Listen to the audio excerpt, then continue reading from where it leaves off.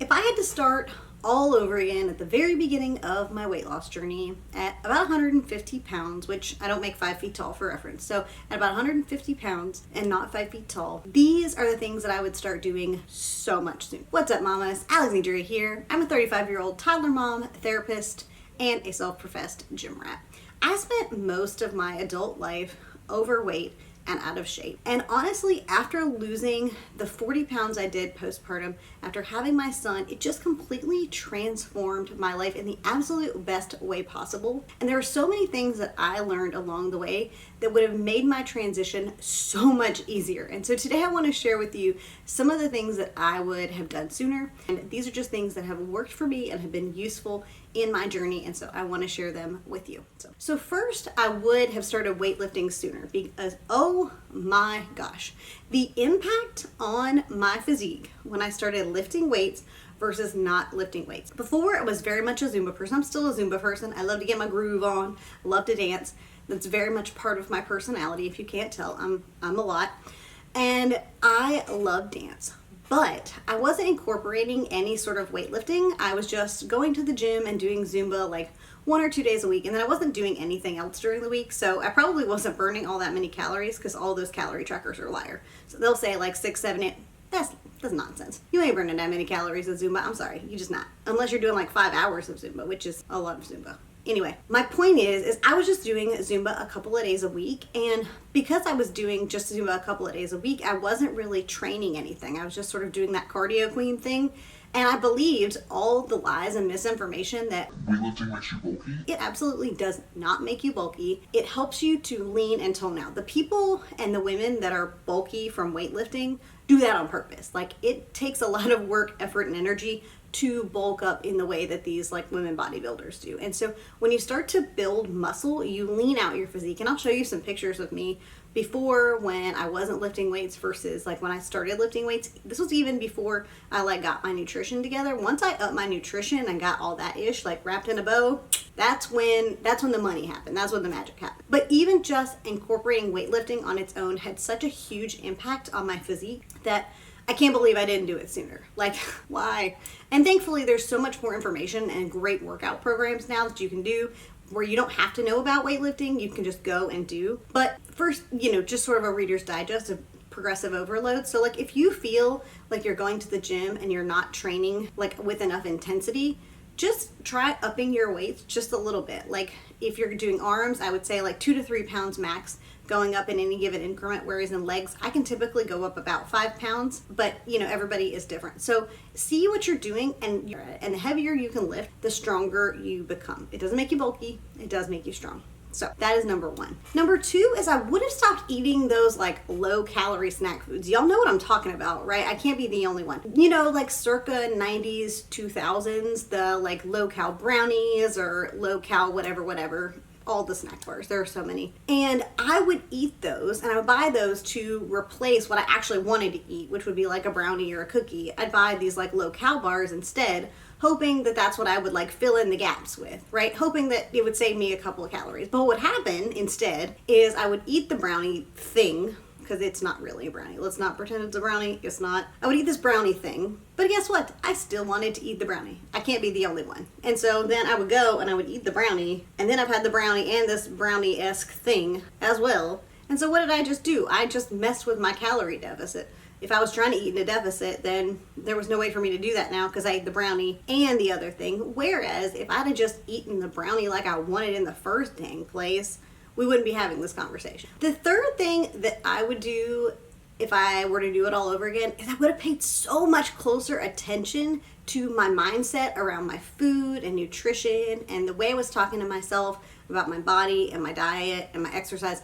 All of the things. It took me going through the Noom process and using Noom as an app and seeing the psychology around food and mindset to really pivot and shift my mindset to understanding what all the messages that I was sending to myself about different kinds of food I was eating, my body, all of that. And so for me as a therapist, I was like, oh, hey, yeah, like I studied this, I know how to do this, but that may not be the case for some of you, and that's why I've sort of prioritized some of the mindset videos. So if you haven't seen some of the mindset videos on the channel or there's specific ones you want, let me know in a comment, because I can definitely try to make those happen for you. And I'll link the one that I did pretty recently, and that should help you out in terms of, you know, more videos like this. But it really does matter so very much. And in fact, I think it's probably one of the most important things that we can do is to pay attention to the messages that we're sending ourselves about our own selves, about the food that we eat, and just really being okay and finding like comfort in the discomfort.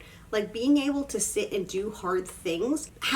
For me, having my son and like going through the giving birth process and the postpartum process, I'll link my whole video if you want to see that. It's a little bit, I get a little emotional, okay? But if you want to see my whole story, I'll link that for you. But really for me, having my son and learning that I was a lot stronger and tougher than I realized really set me in the right mindset direction, because you really do have to believe in yourself, and you have to start from a place of believing in yourself. And for me, it took having my son and going through the Noom app and realizing the impact of the psychology of food and weight loss that was going on inside of me. And I so wish I had known that sooner. Like if I had known that like 10 years sooner, y'all, if I'd have known that like 10 years sooner, oh well, it doesn't matter. The ship has sailed, but we're here now, so it's okay. And because of that, now that I know that, it makes it so much easier for me to reach my goals. And it's funny because there's actually some research that suggests, I'll link a video from Human Labs. He was talking about this recently, but there's actually a part of our brain that gets signaled to when we do things that we don't want to do, when we do things and we choose to do things that are hard for us. So like we really want a cookie but we don't eat one, or we do a workout we really don't want to do. It triggers a certain part of our brain, and that part of the brain grows. I can't talk. That part of the brain grows. And when it grows, it makes it easier, in a sense, to be able to do the hard and difficult things. And apparently the research has found that people who have like a larger portion of this portion of our brain live a longer life. So like this could be giving us more life. Yes, I will take that, absolutely. So I'll leave the Human Lab episode in case you guys want to hear more from an actual neuroscientist and not just little old me. And listen, if you are finding this useful or helpful, could you please do me a favor and give this video a thumbs up, because that lets me know you are enjoying this kind of content. If you're not finding this helpful or useful in some way, feel free to give the video a thumbs down and let me know that too, because I want to know what kind of content is useful for you and what's not useful for you. So thumbs up on the video lets me know that you are finding this useful. And if it's not, that's okay too.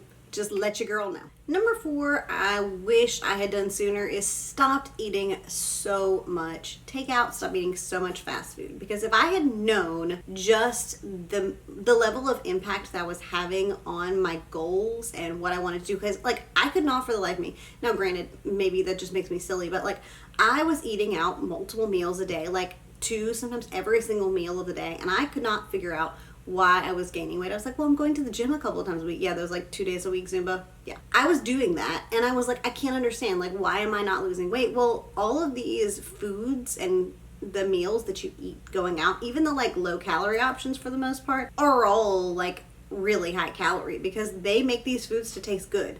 They don't care about your diet. They don't care about your weight loss plans. Like, they want to make money and they want to make food as cheaply as possible. Like, what green beans got business being 400 calories? Like, what are they doing to those things? Seriously, if anybody knows, comment down below, because I want to know. Like, what the heck they doing to these green beans that make them 400 calories? That's absurd. Anyway, I digress. I'm extra. I'm sorry. No, actually, I'm really not sorry. But I don't understand like how they can possibly make some of this food as calorie dense as possible. And so while I know it can be really hard depending on the season of life that you're in, sometimes it's really hard to manage the calories that we're eating or to manage like going out to eat.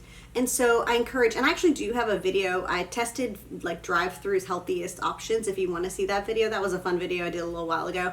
And I tested fast food's healthiest options, and the winner will surprise you. So you should go watch that after this video. My point is, it is very hard to eat. If you're gonna eat fast food, I would maximize it at 1 meal per day max if you can. Less than that is obviously preferable, and depending on your calorie budget and your calorie deficit that you need to meet in order to lose weight, because you do have to eat in a calorie deficit in order to lose weight. And so in order to lose weight by eating in a calorie deficit, you gotta be eating in a calorie deficit. And so what I was doing is I was eating all these multiple meals per day, and I was probably way over exceeding my calorie budget. You know, I was probably at like 4,000 calories a day. I'm not very tall. I don't make 5 feet tall. And so because of that, I was probably like eating 2 and 3 and 4 times my max calories.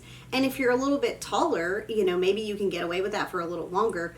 But when you look at how many calories you're supposed to be eating and how many calories you need to run your body versus what all this takeout stuff is, you really kind of have to cap yourself at like a meal a day for the most part, unless you really know just exactly what you're eating, or you're eating just like part of your takeout. And so I definitely would have started eating at home sooner, because you can make a lot of the meals at a better quality for you that's going to taste better and also be better for you at your home. So I definitely would have done that sooner. And I also would have stopped taking cheat days, because the cheat day mindset to me says that I'm not eating enough of like the foods that I want during the week, that I feel like I need to have a cheat meal. And so what I would do is, on the days that I was trying to be like good, I'd be quote good all week long, right? I'm eating clean, I'm working out, I'm like doing X, Y, and Z things that I am supposed to be doing, right, to lose weight. But then on like Saturday or Sunday, or maybe both, I'm like, you know, it doesn't matter. I'll just eat what I want, drink what I want,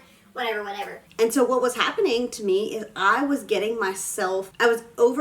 my calorie for the week, even though I had been good the rest of the week, right? But I was completely overextending myself in the amount of calories that I needed to eat, because I was drinking, you know, maybe multiple drinks a night. Because like I'm not a one drink, I did not used to be a one drink girl. Like I would drink like 2 or 3 like social drinks. And those calories add up, and they add up fast depending on what you're drinking. And one of the worst things you can do for yourself is drink your calories, because they're empty calories, they have no nutritional value, and you're not even full. So like it's a dopamine hit, which is great, but in the long run, it wasn't really serving me to be like going out and drinking at bars and stuff like that. Now again, I'm in a different season of life now. I don't drink nearly as much, partly because it messes with my recovery goals. But the other piece of it is because I'm in my 30s, and so like drinks just hit different once you hit 30. They just do. Don't ask me why. I don't. But they just hit different. And so because of that, I have really had to pull back on my drinking, and those calories were really adding up and keeping me from meeting my goals. And I couldn't understand, like, I'm being so good. I use that in quotes because it's nonsense. I was being so good, right? But it doesn't matter what I'm doing Monday through Friday if Saturday and Sunday I'm like, woohoo, let's go, woo, work. None of it matters, because I've completely overextended my budget on the days that I wasn't like tracking or whatever verbiage you want to use. And so at the end of the day, I wasn't able to lose the weight because I was keeping myself in a calorie surplus, because I wasn't being mindful. Instead, now the thing that I do is that I, you know, when I want to incorporate alcohol, which I sometimes still do, I just drink much less often, and I drink lower calorie options, or, you know, I drink lower calorie coffees, or I just incorporate the foods that I want. I eat a brownie and I work it into my calorie budget for the day. And so that really changed the game for me, is when it becomes a lifestyle rather than just a diet, that's when things start moving in a positive direction for you. That's when you're really going to start seeing the difference between that 150-pound version of me versus me today. Because me today eats the food that she wants to eat, but I do it with discipline. The girl before, she didn't do it with discipline. She just followed some crazy diets and then blew up her spot on the weekends. And this version of me is mindful, but I'm still eating the foods and enjoying the things that I want to enjoy. And listen, if you've made it this far in the video, I would love if you would subscribe and come and let me be your non-judgy mom friend who comes alongside you to help you reach your health and wellness goals. And if you've loved this, YouTube's going to recommend a video to you, and I recommend the YouTube video that I did on mindset recently. I think that's going to be a really super addition to this, so you can see how your mindset is sabotaging your weight loss. And until next time, bye friends.